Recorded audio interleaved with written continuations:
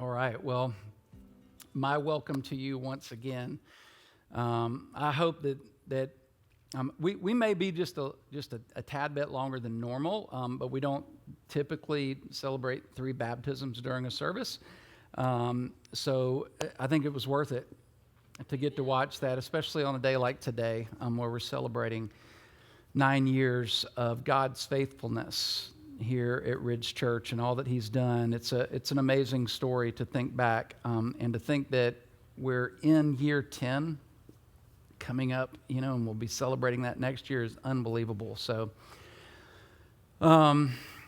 we are in, and I think today's message, by the way, is going to be right in line with all of that and kind of where we are. And so this is week 3, though, of a series that we're calling It's Love That Wrote the Play. And we're talking basically about the story of God. And so for the last couple of weeks, we've been setting this up, that we've said it this way, that the Bible isn't just a collection of a bunch of books. It's not a book. It's actually some ancient documents that were written and then compiled over the course of 1,500 years, written by more than 40 authors, and yet it's all telling one story.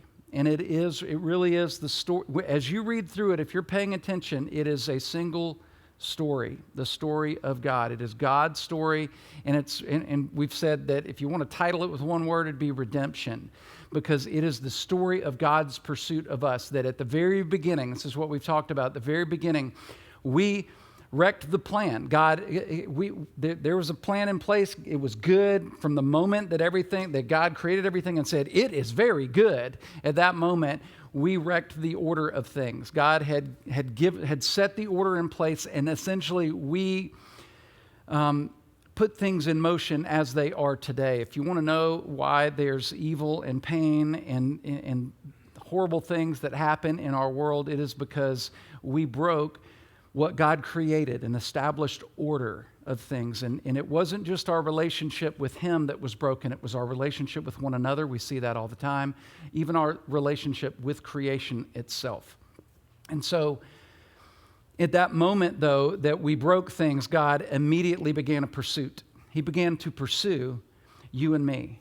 Because of this sin, because of the deficit, because of the break in the relationship, God didn't leave us to our own devices. He pursued us, and He put a plan in place, and that plan included a promise. And that promise, Pastor Leroy talked about last week, was a promise that He began with a man named Abraham. You've probably heard the name Abraham before. And He started this promise, and He said, I'm going to bless all of the peoples, all of the people groups, all of the nations, for all times and all places, forever and ever, through you. I'm going to, and there's nothing special about you except that I'm going to use you to bring about my plan. Okay, so this isn't just for you. I'm just going to use you in order to bring about the fulfillment of my promise to you. And so I'm going to create an incredible line that is going in all kinds of unbelievable circumstances and unlikely characters throughout, that is going to ultimately lead to the fulfillment of God's promise. And that's what I want us to see. And here's why this is so important, because it's not just about, well, do I know Scripture? Do I know the right things? Do I have all the right knowledge?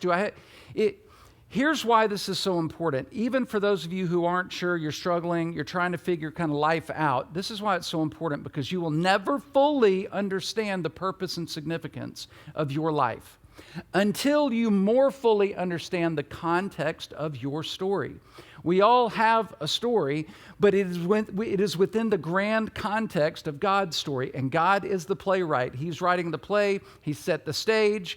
Even the way that things are just seems so unlikely. You sure about this? Well, what about that? And yet, when you really see what is happening, the grand overarching story, God is writing it, and we're a part of it. And so to understand that, at least to the degree that we can, to see that big picture is what gives us a sense of purpose, helps us understand what role we have to play within this. And so we've gone through a part of the story. And kind of the first half of Genesis is where a lot of these stories of old, things you've heard about, maybe growing up, a lot of this takes place, and we've gained some insight into that. But then it's like after Abraham, and then Abraham has a son, Isaac, and then it's like things kind of get slow. And for the last half of Genesis, which is 50 chapters long, the last 25 chapters all kind of span the life of a man named Jacob. And it's kind of it's a little mundane, honestly. It's like things sort of, all this amazing, wonderful, crazy, trusting God and stuff sort of happens with Abraham. And then at the end of, the last 13 chapters of Genesis, you get the story of Joseph. If you ever heard that story, it's kind of unbelievable, all the crazy things, the way that God was with him. But then tucked in the middle of that is this life of Jacob, Joseph's dad. And Jacob is kind of a little bit uneventful. I mean, it's a little bit, and I think that's why, honestly, it's more relatable for you and me, which is why I want to look at it today, because his story is kind of like our story. It's a story of struggle. It's a story of knowing that, okay, I trust in God's promises, this kind of big picture stuff, but I don't understand what in the world is happening. And everything about his life felt like a constant struggle from the very beginning. But let me just give you some timeline real quick to see how all of this kind of plays together. So basic life of Abraham. He was 100 years old when he had Isaac. He and his wife Sarah, they had Isaac. And then Isaac, when he was 40 years old, okay, so Abraham's 140. This is the timeline we get in Scripture. Isaac marries Rebekah, okay? Not my wife Rebekah, this Rebekah. And then it was when Isaac and Rebekah had been married for 20 years that they end up having twins, okay? Jacob and Esau. And then it's another 15 years before Abraham dies. I say all that to say that there's a lot of family history that's going on here while Abraham is still alive. And so I don't know if you've ever passed down things that are really important for to your family, or you've got, great-grandparents or grandparents, or maybe you are one and you love kind of passing on some of the important family history and some of the legacy and some of the things that are really important. And this is kind of who we are, and this is this is kind of our history. Don't you know for sure that Abraham, being alive during all of this, that he was passing along that information of God's promises, saying, look, God is he's going to do so. I don't really understand it. I haven't seen it happen yet, but God is, and I know we're a little itty bitty family right now, and we're in another land. We're in the land of Canaan, so we're foreigners here. But God is saying that one day we're going to have this land, that he's going to give us this land. This is the promised land, and that our family's going to be great, and that all peoples on the face of the earth for all time are going to be blessed through our family. I don't know what that looks like or how it's going to happen. I'm just telling you guys, it's going to happen.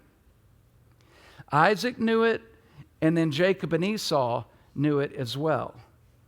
And so from the very beginning, don't you know, they had those stories. And so Jacob and Esau are born, seconds apart from each other, being twins.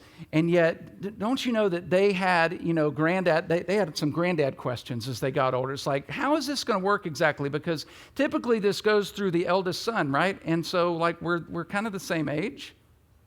So what is this going to look like? And there was this tension, this struggle that began very early on. As a matter of fact, it began in the womb. You've probably heard something like this before. The babies jostled each other within Rebekah, and she said, why is this happening to me? Because, twins, this wasn't just super frequent, and I just can only imagine, no ultrasound. It's like, what is happening in here? There is a struggle that is occurring. Something's going on, and why is this happening to me? And so she went to inquire. She was like, God, what is happening? Let me inquire about this. And the Lord speaks to Rebekah and says, 2 nations are in your womb. 2 nations, 2 peoples from within you will be separated.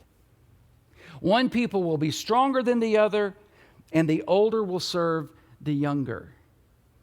And then they're born. So she gets this promise that she's going to have twins, and that out of those twins, there's going to be one that's, slightly older, one that's younger, but only by a few seconds. But the younger is actually going to end up ruling over the older. I don't know what this is going to look like, but she hears this. Well, after this, his brother, Jacob came out with his hand grasping Esau's heel, and so he was named Jacob, which literally meant grasping at the heel. And so from the very beginning, I mean, just like what an image you get.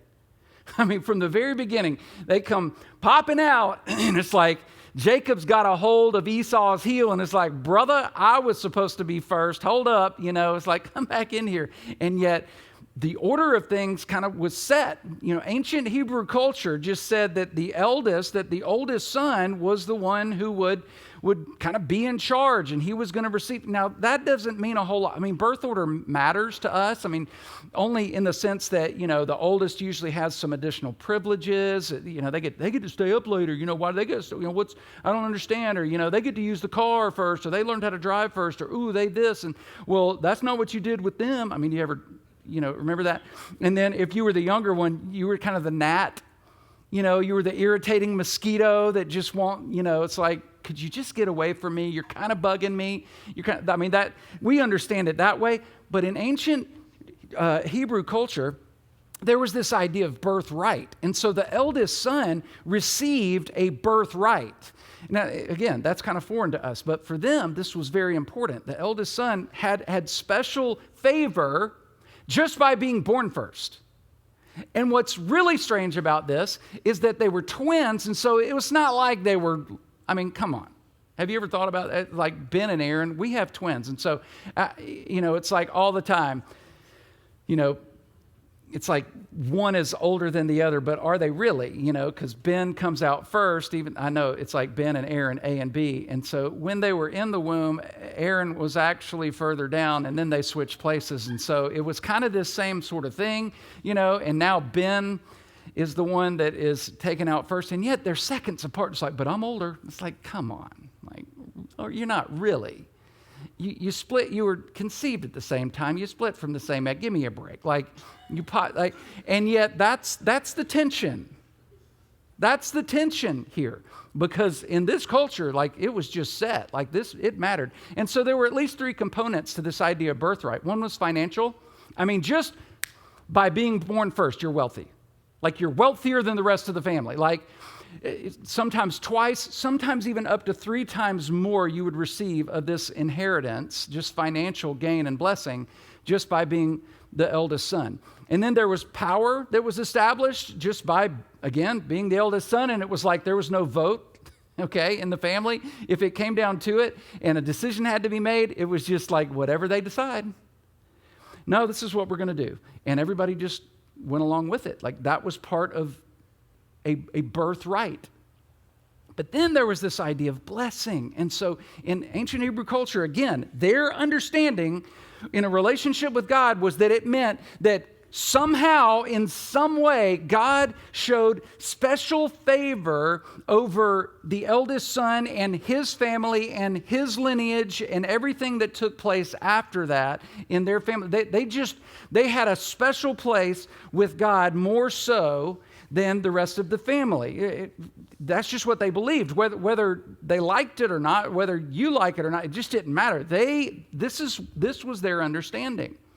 And so Esau, just by being born, 4.5 seconds before Jacob, it just meant hey, you've got this birthright. He was entitled to this. He didn't do anything to earn it. It was just his. Does that make sense? And so you can just imagine there might be a little bit of tension because Jacob had always heard from his mom, Rebekah, that the older was going to serve the younger. So Rebekah's understanding was that God was going to do great things through Jacob, even though he was, born second, grabbing onto that heel. And so this is where we'll let me set up this part of the story this way. So. And you've probably heard this before. So let me just, I'm going to try to recap some of the story just so that we, don't have to read through all of this. I want to help us, kind of get a picture of what's really going on here. So the kids, they grow up, they become a little bit, they get a little bit older. Jacob's kind of a mama's boy, and honestly, I kind of was growing up. I enjoyed, when my mom was cooking good food, I kind of wanted to know how it got made, and it smelled really good, so I would be in the kitchen. And so I just ended up learning kind of how to cook some things. Nothing fancy. I can boil water, and fry some stuff and, grill some things. Like, it's nothing great, but I just wanted to know. And so I ended up, my mom was stay at home, and so I just ended up being around my mom. And Jacob was kind of like that. Esau was the outdoorsman, always outside, killing stuff. Well, one day he comes in. This is the story that we hear. Esau comes in from a day out in the field. Maybe he had been gone several days on a hunt, and he was starving. He was famished, and he comes in. Nobody's there except for Jacob. Jacob's cooking some stew. It's smelling really good. He's been to culinary school. And it's like, that smells good. You've got some special spices in there. I'm going to need some of that. Please give me some. I'm about to die here. And Jacob, it's one of those few moments, where the older sibling actually needs something from the younger one. And it's like, oh, here's my opportunity to take advantage of this little situation. And so that's exactly what Jacob does. Jacob says, okay, I'll give you some of my soup, but hey, you have to give me your birthright. Like, what? Okay, well, whatever. Dad, like I'm Dad's favorite anyway. Like, there's really not. I mean, come on. Like, I'm already Dad's favorite. Like, I know he's going to bless me anyway. So, like, this is all window dressing anyway. So whatever. Yes. And he made him swear an oath. And then Scripture says, so Esau despised his birthright. This was a big deal. It didn't maybe feel like a big deal as a kid, as a young man that just was starving, but he despised his birthright. And then Jacob later held him to that. But then a while later, Isaac he knows that he's on kind of his last leg. He's getting ready to die. And so he decides that he wants to go ahead and offer his blessing to Esau. It's like, he's still number one. I didn't have this message directly from God like my wife Rebecca did, but I'm just telling you, like, I just go by the order of things. And Esau's my oldest son. He's kind of my fave. I'm going to pass on my blessing to him. And so Rebecca overhears this conversation.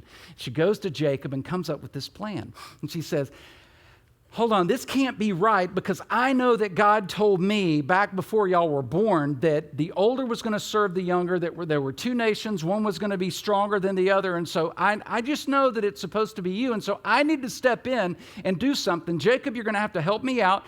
And so they come up with this plan to manipulate and to deceive Isaac into giving the blessing to him. And you probably have heard that story before, and that's exactly what happens. And so Isaac, being kind of blind at the time because of his old age, he ends up giving his blessing to Jacob through deceit, lying, and manipulation. It's like, this is such a messed up story. Like, how could that really be the thing? And yet that is what happened.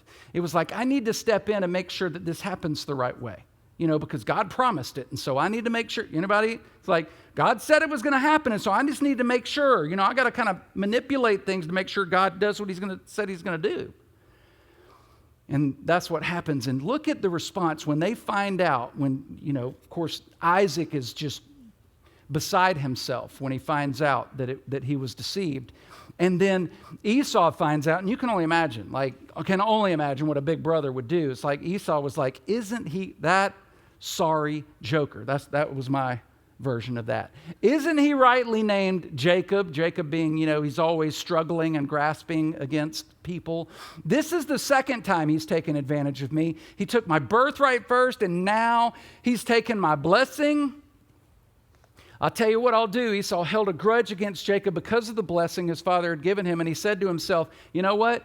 My dad is going to be dying soon, and so I'll just wait until he dies, and then I'm going to handle this. I'm going to kill that brother of mine, and I'm going to receive what was due me. Well, of course, then Rebecca overhears this, finds out, and she's scared for her son Jacob's life, kind of her favorite, and decides to, tells Jacob he needs to get out of town. It's like, you need to leave. I know this isn't really our home, but God promised that it was going to be our home, but I'm just telling you, you need to leave. But because your brother's, he's mad and he's going to kill you. And yet, there was another reason as well, because it was important that they didn't intermarry with the people in their region, because they were still foreigners. Again, a small family, foreigners in a foreign land, in Canaan. And so Isaac, before he died, Isaac and his wife Rebekah sent their son Jacob away back to his mother's home, to his mother's brother Laban. So this is Uncle Laban. Uncle Laban, everybody with me? This is Uncle Laban. Laban, he must live in the eastern Appalachian Mountains. Sends him to his mother's home and said, I need you to go find a wife, one of Laban's daughters. That would make her a first cousin. I don't know if you're doing the math, but that was just a thing. It was like, go back. Options are limited, so we're going to have to keep it within the family. That's what we're going to do today. Anybody with me? Anybody looking for that? It's like, sweet, that's what I've been waiting on. No, I don't think, nobody's thinking that way in this culture. And yet they send him away, and it looks like in this moment, don't you think? Here God has made these promises. It looks like it's not going to be fulfilled. Jacob's got to be thinking, okay, so God, I think it's supposed to happen through me, and it's all these blessings. And, I remember what Granddad said, Abraham, I remember what he said, and my dad Isaac told us when we were kids about God's blessing and his promise. And so I think that's supposed to happen through me. Now I'm leaving. I've got to go away. I'm leaving Canaan, which is supposed to be the promised land, and now I'm running for my life, and I'm just leaving. And on his way to Padan Aram, which is his mother's homeland, on his way there, he goes to sleep one night, and he has this dream, and he has this encounter with God. The Lord speaks to him, and he says, I am the Lord. Oh, and by the way, it was one of those weird dreams, one of those dreams you can't really talk about because it's so weird. And he's laying there and he falls asleep, but then he kind of opens his eyes, and sees into this spiritual realm, and he sees this ladder going from the earth to heaven with angels going up and down it. Now that's one you don't tell too many people, It's like, baby, I had a weird dream, but that's all you're going to get, And on top of that, God then speaks to him from heaven. It's like, this is a weird one, but this is what he hears. I am the Lord your God, the God of your father Abraham and the God of Isaac. I will give you and your descendants the land on which you are lying. I know, but I'm leaving. But I'm just telling you, I'm reminding you of my promise. Your descendants will be like the dust of the earth, and you will spread out to the west and to the east, to the north and to the south. All peoples on earth will be blessed through you and your offspring. I am with you. Don't forget I'm with you and will watch over you wherever you go. I know you're leaving, and it looks like things couldn't possibly work out the way that I'm promising, but I'm just telling you that wherever you go, I'm with you. Wherever you go, I'm with you. No matter the circumstances, I'm with you. No matter whether or not it looks like the things that I've promised you aren't going to pan out or aren't going to work out, I'm just telling you, even then, I'm with you. And I will bring you back to this land. I will not leave you until I have done what I've promised to do. Just trust me. That sounds familiar. If you were here last week, that is just a reflection, a reminder of the promise that God had made to Abraham, had continued through Isaac, his son, and now he was saying, Jacob, yes, I'm going to use you. And yes, the circumstances seem strange. And no, I'm not giving you any details right now, but I'm just telling you, you can trust me because I'm with you. You know what this means? It means that God's providence, God's intervention, his interaction into our world will never contradict God's promise. His providence will never contradict his promise. So have faith. You ready for this? Have faith in his promise, not in how you interpret his providence. Your faith is in his promise, not in the way that he's working or what you perceive as not working. Well, he must be absent. Well, he must not be here. Well, how could it possibly be? Because, after all, if this, then this. Well, if it was this way, then it wouldn't be that way, or it would be this way. And yet he's saying, no. I'm reminding you of my promise. Bank on that. I'm with you. Even when things look strange. And so he goes. And he follows, even though things get weird. And this is where it's sort of like, that kind of slow period. Because for the next 20 years, he ends up just working like a slave for his uncle Laban, and ends up not marrying just one, but two of his daughters. I mean, it was really strange because he's really in love with Rachel, one of the daughters, and yet Leah ends up being the one he marries kind of ironically through some manipulation and deceit. And then he ends up with Rachel and Leah and both of their maidservants, so 4 different women. He ends up having during this period of time, he has 11 sons and a daughter. He becomes powerful, he becomes wealthy, he's got herds and cattle and goats and sheep, all of his own, and he's got all kinds of servants of his own, and he's become, but he's still in this other foreign land, foreign to him. This isn't where he grew up. This is his mom's home. And so here he is, he's been there a long time, but then he kind of notices things aren't going real well with Laban, because even while he was there, it was a struggle. So once again, a relational struggle. Anybody ever feel like that? It just feels like you're at odds with everybody, especially the people you're closest to sometimes. You ever feel that way? The people you love the most, it's like that's where the most tension is.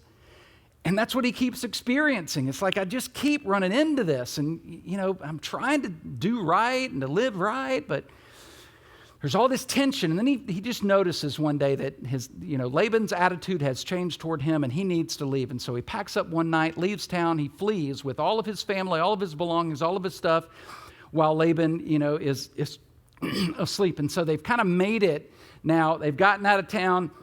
And now he has found himself once again in the same kind of predicament. Now he's in the middle of nowhere, in between two worlds, so to speak. Laban on one hand, not happy with him. He's wanting to kind of chase after him and find out why'd you just take my daughters? You didn't even let me say goodbye. And on the other end, it's like, I know it's been 20 years, but I hadn't seen Esau. I bet he's still mad. He's going to kill me. And I don't even know what to do. And yet God is going to fulfill his promises. What is happening?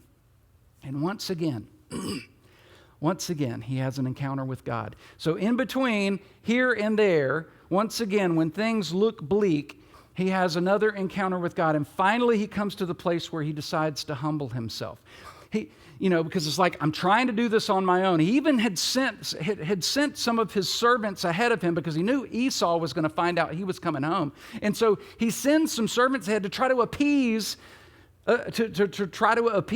Esau. It's like, well, maybe if I can get him to, kind of think favorably, or I'll tell him I'll serve him, or I'll give him a bunch of gifts because I'm wealthy now. And so maybe that'll appease his anger. Maybe it's been enough time. And yet then he finds out that Esau's just like, no. I need to meet with the boy. I need to meet with old little bro. And so not only am I going to come meet with him, but I'm going to bring 400 of my dudes. Word gets back to Jacob, and of course you can imagine, it's like, oh crud, my brother is still mad, and he's coming with 400 in tow, and this is going to be bad. And so he decides to split all of his belongings and his family and his servants into 2 different parties, and he sends them in different directions because he's thinking, well, if one gets captured, the other will be able to escape, and our legacy lives on, and maybe God will do that. And so again, the whole time, all of this time, what's the picture? Jacob struggling to fulfill God's promises for him. Let me make sure that this happens. And so, God, I don't know how this is going to happen. So I'm going to run from this. I'm going to run from that. I'm going to kind of, take off when I think things aren't going my way, and I'm going to split things up, and I'm going to be nervous, and I'm going to be scared. And he finally gets to the place where he literally gets to the end of himself, and he doesn't know what to do, and he splits everybody up, and then he ends up in camp with just his 11 sons. Must have sent his daughter off with somebody else. He's got his 2 wives, Rachel and Leah, and he's got the 2 maidservants, and then the 11 sons, and it's at night, and they're camped together, and he sends them across the river. This is where we pick up the story. Look at this. That night, Jacob got up and he took his 2 wives, his 2 female servants, and his 11 sons, and they crossed the ford of the Jabbok. Now, this is what I want you to see. This is still there today, this little tributary. It's not called this anymore, but it's a river that serves as a border between Ammon and Canaan. So even then, it was a border crossing, essentially. But there was a shallow part of this ford area where they could walk across. But here's what's so interesting. Jabbok, it literally means emptying or to be emptied out. In other words, this was a tributary, and I'm sure at the time it was just kind of I'm just describing what it is, Jabbok, because this is a tributary that empties out into the Jordan River. So let's just call it that. But I think it took different significance, like a more meaningful significance that day. And I think it's no coincidence, because to be emptied out into something else, to reach the end of itself, is exactly what had to happen to Jacob. I think it's what God really wanted. It's this moment where God wanted to bring Jacob to, where he knew that in this moment, this was about you really trusting in me to accomplish all the things that I've promised to do. I'm at the end of myself. I don't know what to do. And so I'm just going to empty myself out and just say, I trust you. And so listen, then we get this really weird scenario. He sends across his family that's left, and there he is by himself in this moment. And this is what we get. This is the picture. After he had sent them across the stream, he sent over all his possessions, and now it's just him. So Jacob was left alone, and a man wrestled with him till daybreak. A man wrestled with him until daybreak. When the man saw that he could not overpower him, Jacob, he touched the socket of Jacob's hip. This is just the way that we've been able to interpret, these words to kind of bring them to life, but it's still a strange way to read it in English. It's like, what's really happening here? He touched the socket of Jacob's hip so that his hip was wrenched or displaced as he wrestled with the man. Then the man said, "Let me go, for it's now daybreak." Whatever that means. So here we get this picture, and what we find out in this next interaction is that Jacob finally realizes that this isn't just any dude, and he's not just dreaming. Like this is either an angel of God, or this is a in-flesh representation of God himself. But somehow God's presence is there, and the picture that we get is that there's a struggle between Jacob and between God's presence. That's the picture we're getting. And as Jacob is finally just praying, and he's looking for God to answer his prayer, and he's by himself, and in this moment it's like, so God, what am I to do? And he ends up wrestling with God. And here's what I believe. This is however you interpret like who this guy is, like what we do believe is that this is somehow God's presence. And so the picture we're getting here is that we can struggle against who God is. And it's more than just a physical struggle. We can struggle against and with God, but not even in our own strength. Okay? So not only are we wrestling, and we'll get to how this looks in just a second, but how is it that we could struggle against God himself? I mean, come on, it's God. Because God is not only fighting against us, but he's fighting for us. Well, now how does that work? But that's the only explanation that makes sense. That God is wrestling with Jacob and against who Jacob is and his character and his will. But he's also at the same time saying, but don't you remember that I'm for you, that I'm with you, and I'm also fighting your battle, and it is through me. So I think it was the end of, when he touched that hip, it was to let him know you've reached the end of yourself, the end of your physical strength, but it was more than just a physical struggle. It was an emotional struggle, don't you know? Mental, spiritual, for sure. And then this is the conversation. Jacob replied, because the man finally said, "Let me go. It's day. Like this is the end. Your lesson should be learned." It's kind of, It's like, no, it's over. But Jacob replies, I'm not going to let you go. My leg is killing me, but I'm not letting you go unless you bless me. Because I'm just telling you, I know what God told me, and he's told me a couple of different times now, and he told my granddad, and he told my dad, and I'm just telling you, like, you need to bless me, and I'm not letting you go until you do, doggone it. I mean, have you ever felt like you needed to barter with God that way? It's like, I'm not leaving this place until you tell me what's going on. You tell me how this is going to work out. But the man asked him, instead of saying, okay, I'll bless you, he just says this, and I love this. The man asked him, what's your name? And if this was a flesh representation of God, a bodily representation of God, incarnate, so to speak, then did he really need to know what his name was? I mean, he probably already knew. And it's not because he didn't know. Watch this. I think he's wanting to point something out. What is your name? And he tells him Jacob. And he's like, that's right. And what does that mean? The man said, your name's no longer Jacob. From this point forward, because of this struggle that I want you to always remember, your name is no longer Jacob, it's Israel. Why? Because you've struggled with God and with humans and have overcome. It's this weird thing. And it's not because he didn't know I forgot, your name's Jacob. No, it's because I want you to remember that your name is, because oftentimes names sort of reflect or supposedly reflect your character and things that are kind of, represent who you are. This was certainly the case in their culture. He came out and it's like, oh, Jacob. And so all of his life, it's always been a struggle. It's like I'm grasping that heel. Everything, like I'm going to fight against it. It's my will. I'm going to make it happen. And yet, in this moment, God's saying, that's not really who you are anymore. Your name's Israel. Your name's Israel because you've fought with God and with man and you've overcome. Not in your own strength, but in my strength. And here's what I think we're gleaning here.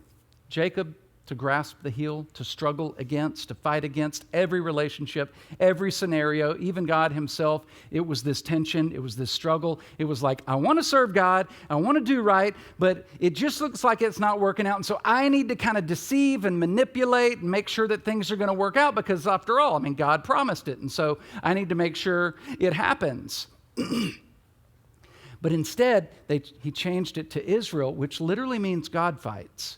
In other words, it's no longer your fight. I need you to relinquish control, empty yourself, and get to the place where you understand that I'm fighting for you. And that needs to define your character now. I'm not going to call you Jacob anymore. Your name is Israel. God fights. God fights for you. Well, how does God fight? God fights against you and me. He fights against you and me, our will. He fights against you and me. He fights against our own trying to figure things out, our own struggles, our own will, our own, like, I've got it figured out. I know that you made this promise, and so I need to make sure to manipulate things and to make, open doors and make sure that everything happens because this is what you promised, and so I need to make it happen. God will always fight against that because he doesn't want this to be you. This isn't about your will. This isn't about your decision, about you making things happen. He's fighting against our will, but at the same time, he's fighting for his people. That's what's so crazy about this. This is what, based on that story, God is not only fighting against you and against your will and your human nature, our sinful human nature, which distorts everything, even our own motivations and intentions, even when we're deceiving ourselves. And God fights against that, but he's constantly, at the same time, fighting for you. He gives you the strength to be able to live into this reality. And we've all been there. This was, I'll just be real honest with you, this was one of those weeks for me. Which is why, this ended up being a timely message. Because, just within the three short weeks of this series, the very beginning, we've just kind of laid the foundation and said, this is really all about, do you trust God? And I talked the first week and said, that's just one of those things that I've kind of settled on in my life. And I really don't ever I don't fight against that. And yet, I'm still human. I'm still sinful. I still have feelings and emotions. And I still have those days where it's like, man, there's just some scenarios and some situations in my life that I wish would just get better. You ever felt that? Maybe you're feeling it now. There's just something that you feel like is just a constant doggone struggle. And it's breaking your heart and it hurts you and you want anything, like anything in the world would just, like you would give anything in the world if it just would get better. It just needs to get better. Like I need to make this happen, and you don't mean it, but you kind of do. It's like, if this would just get better, life would get better. If this would get fixed, life would be fixed. And I've been praying about it for like 3.5 minutes, Lord, and so this should be better now. Like it's been so long. And then it's 3.5 days, and then it's 3.5 weeks, and then months, and then years. And now you're thinking, how am I still praying about this and you not coming through because you promised me it would be so? You ever felt that? If not, I have. I mean, and this was just one of those weeks. I just had a hard time. I didn't doubt that God was in control, that He was faithful, that He really is God. I just wanted my will to be done. It was another one of those weeks. It just wasn't easy because there's that brokenness in me still. There's that sin nature. There's that longing, that will that just is always battling against God's will. And yet at the same time, I just sense, and I know by being here today and getting to worship, I'm telling you, there were some moments in there where I was reminded, oh my goodness, thank you, Lord. This isn't me. It's not about my voice. It's not my ability. It's not about, 9 years. It's not about having a building or not having a building. My goodness, it's your time. It's your place. And like, God, I do trust you. I really do trust you. I'd sure like to see something happen over here in this scenario, but you know what? I do trust you. But maybe I need to also empty myself. And man, that's the hard part, am I right?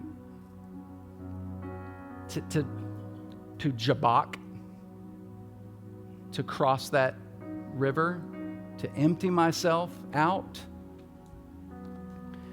Your faith in God, because this has been about a trust relationship, so here's how it grows. Your faith in God can only grow. Your faith in God can only grow when your faith in yourself comes to an end. You think you've got a lot to offer.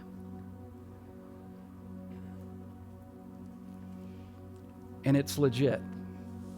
And God has blessed you and He's promised things to you.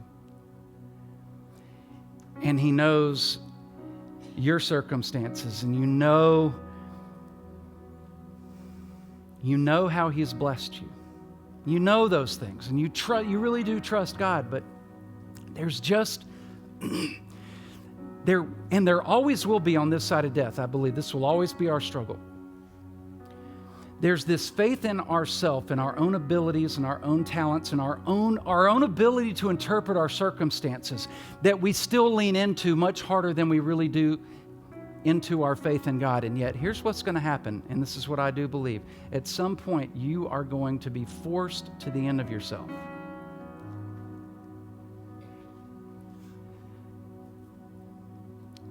He sent his family back across that river, and there he was alone, and God was saying, let me show you what I want to happen.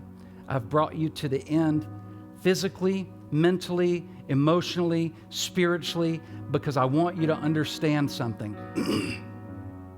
That I am fighting against you in that will of yours, but I am fighting for you. And it is only in my strength that you can lean on me and trust in my promises, even when it looks like they ain't happening. So here's my question, and I'll leave you with this today. Are you still struggling with God for control? And this may just be in an area of your life. It may be multiple areas of your life. Maybe in terms of your finances. Maybe in terms, you've always thought, I need to give. I need to be more generous, but I'm kind of waiting on, I need to get this in order. I need to fix this. I need to make this right. And we're not really trusting. I mean, we're just not emptying ourselves. It's like, no, you don't understand. Like, we've got this, and we've got this, and I need to figure this out. But is there maybe a control issue when it comes to your finances? Maybe your job, maybe your career, your future thoughts, maybe your kids, when it comes to your relationships with your wife, your husband, your children, maybe your parents. And I know right where I fall in these categories. It's like, well, that one and that one and that one and that one. Yeah. But maybe for some of you, I mean, that we can all consider those things, but it may be for some of you just the broader story of your life. Maybe it's just an unwillingness to relinquish control of just who you are and your purpose in this life. Maybe it's just, you know that God has been pushing at you and fighting against your will just to be in control in general, to not want to say, I trust that there is a God out there somewhere and that He loves me. And I don't want to say that, because then I might have to give up control. But is it a struggle? Because at some point, He's going to put that hip out of socket, and you're going to know in that moment that God really is who He said He is, that He's going to do all He promised to do, and that He wants you to come to the end of yourself and just put your trust in Him. Would you bow your heads with me? If that's you, whether you're online today or whether you're in the room, can I just encourage you to let go, to give up control? Maybe it's just an area of your life. You know what it is. But maybe it's just giving up control of your faith in yourself. And you just say, God, I'm going to trust you. I'm going to trust you. I just want to invite you to pray something like this, right where you are, to just say, God, I'm done. I surrender. I've been fighting with you all my life. Might as well call me Jacob, because it's been a struggle. I know it'll continue to be a struggle, but I trust now that you're fighting for me, that you've got a bigger plan for me and for my life. I know I am a broken, messed up sinner. I need a Savior, and I believe His name is Jesus. And so I give my life to you. I'm letting go control today, right now. And I'm just asking that you would continue to fight for me. Grow my faith in you. And it's in Jesus' name I pray. Amen.